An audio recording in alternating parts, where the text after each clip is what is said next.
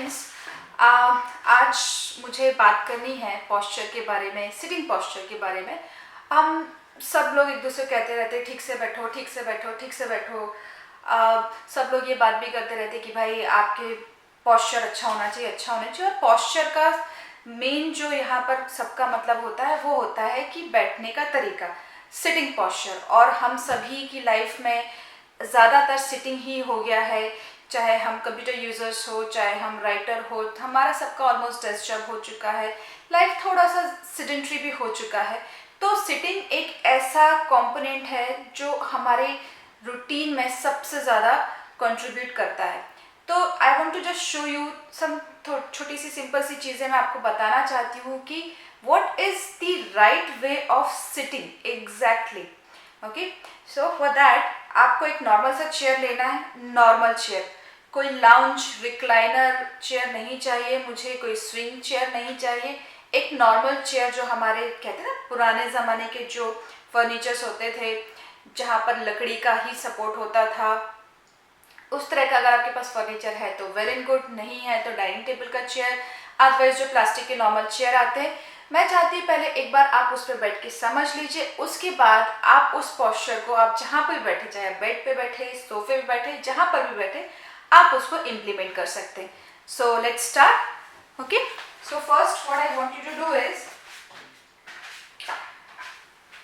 Simply sit on a chair. जहाँ पर भी आपको लगता है कि चेयर का जो ये भाग है, जो बेस हम कहते हैं, फ्लोर या बेस या सरफेस जो भी आप कहते हैं ना, ये बैठने का जो भाग है वो आपकी थाई लेंथ, मतलब कमर से लेके आपके घुटने तक का जो डिस्टेंस है उतना ही होना चाहिए। अगर ये इससे ज़्यादा, जैसे कि आप देख पा रहे हैं कि ये चेयर मेरे लिए थोड़ा सा ज़्यादा ब्रॉड होता है, मैं एकदम पीछे नहीं जा पा रही हूँ, मेरा घुटना यहाँ आकर 90 पर टर्न हो चुका है। अब अगर मुझे इससे ऊपर जाना है तो मुझे अपने आप को उठाना पड़ेगा, अपने पैरों के नीचे कुछ सपोर्ट करना पड़ेगा, तब जाके मैं इसको पूरा पीछे टच कर पाऊंगी। अदरवाइज मेरे पैर जो है वो हवा में लटके रहेंगे अगर मैंने नीचे सपोर्ट नहीं किया।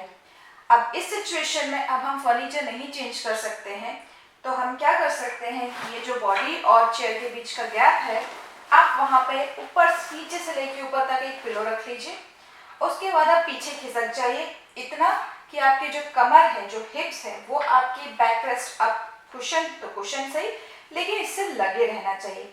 अब आप इस सिचुएशन में देख सकते हैं कि मेरा बॉडी जो है, मेरा कमर और मेरा जो पैर है, इसके बीच में एक 90 डिग्री का एंगल है, और वही चीज़ मेरा थाई और मेरे लेग के बीच में हो चुका है कि मैं यहाँ पर भी 90 पर हूँ और यहाँ पर भी 90 पर हूँ। तो जब भी आप बैठे, जिस भी चेयर पर आप बैठे, जिस भी सरफेस पर आप बैठे, चाहे ज़मीन पर आप क्रॉस लेग करके बैठे, दीवार का सहारा लेके बैठे, बिस्तर पर बैठे, जहाँ पर भी बैठे, अगर आप सहारा ले रहे हैं तो आप हमेशा ध्यान रखिए कि आपके जो हिप्स हैं वो आपके बैक सपोर्ट से टच किए हुए हैं।